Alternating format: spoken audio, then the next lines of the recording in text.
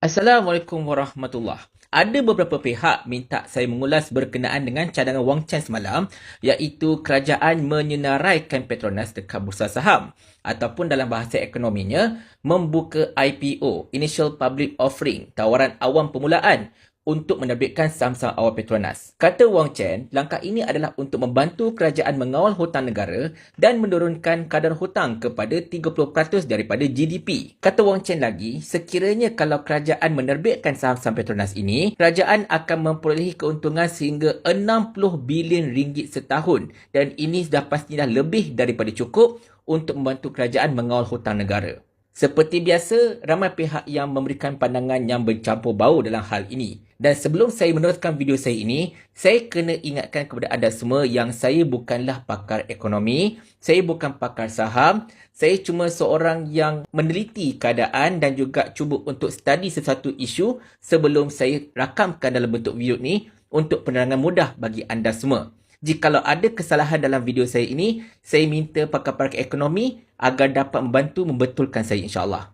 Petronas ini sebenarnya tuan-tuan dan puan sekalian merupakan satu syarikat JLC yang dimiliki sepenuhnya oleh kerajaan Malaysia. Di mana Petronas ini bukan sekadar sebuah syarikat yang berjual beli dan juga berdagang, tetapi mereka juga bertindak sebagai custodian ataupun sebagai pemegang amanah kepada sumber hidrokarbon dekat negara ini. Dan benda ini tertakluk dalam PDA Act 1975. Dan mengambil kira akta PDA inilah Rafizi Ramli iaitu Menteri Ekonomi telah memberikan satu komentar bahawa sebarang usaha untuk menyenaraikan saham Petronas dekat bursa saham perlulah diteliti dengan terperinci supaya ianya tidak bercanggah dengan PDA Act tersebut. Sebab tak nak nanti kepentingan Petronas selaku satu-satunya pemegang amanah bagi sumber hidrokarbon dekat negara ini terjejas dengan penyenaraian saham Petronas tersebut. Tetapi dalam masa yang sama juga, ada pihak yang membantah perkara ini. Mereka memberikan alasan, sekiranya kalau Petronas ini diapungkan dekat bursa saham, pertamanya, ianya bukanlah satu penyelesaian jangka masa panjang untuk menyelesaikan hutang negara.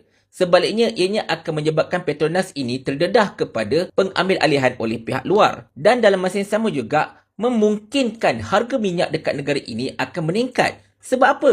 Sebab bila Petronas ini diapungkan dan ramai orang telah memegang saham, maka Petronas ada kepentingan untuk memenuhi obligation mereka memberikan dividen kepada para pemegang saham tersebut. Dan ini akan menyebabkan Petronas terpaksa menjadi sebuah entiti yang mementingkan keuntungan berbanding dengan tanggungjawab terhadap negara. Maka ini termasuklah berkemungkinannya menaikkan harga minyak dan juga produk-produk Petronas yang lain. Walaupun Wang Chen mengambil contoh Arab Saudi telah mengapungkan Saudi Aramco, tetapi perkara tersebut mungkin tidak sama dengan negara ini. Kena ingat, walaupun Saudi telah mengapungkan Saudi Aramco, tetapi sebelum diapungkan, Saudi Aramco telah benar-benar memberikan hasil begitu banyak kepada negara Saudi. Dan sudah tentulah Arab Saudi merupakan antara pengeluar minyak yang terbesar di dunia.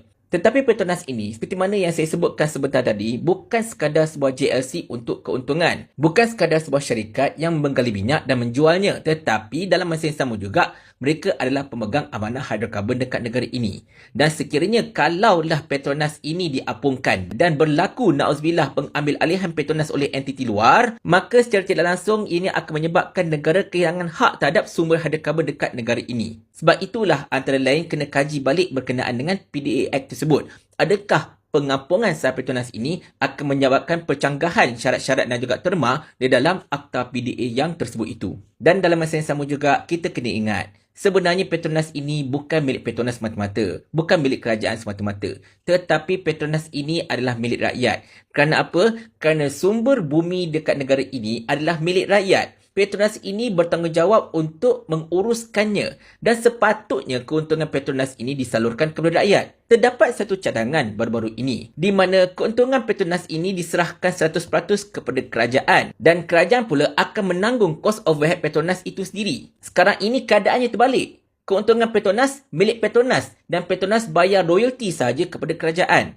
Kerana itulah Petronas makin lama makin tinggi bangunan dia. Tetapi dalam masa yang sama juga, keuntungan yang diberikan kepada kerajaan tidaklah sebanyak mana yang diharapkan. Dan saya rasa cadangan itu lebih bersesuaianlah kalau hendak membantu kerajaan untuk mengatasi masalah hutang negara dan dalam masa yang sama juga membantu untuk memajukan taraf hidup rakyat. Apa-apa hal pun, sebarang cadangan untuk mengapungkan Petronas ini perlu dikaji dengan seteliti-telitinya. Jangan disebabkan kita hendak mendapatkan satu penyelesaian yang cepat dan juga ringkas, menyebabkan kita akan kehilangan satu khazanah penting negara untuk jangka masa yang akan datang.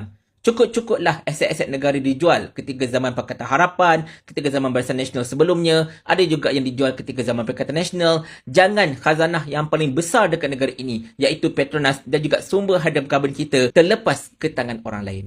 Assalamualaikum warahmatullahi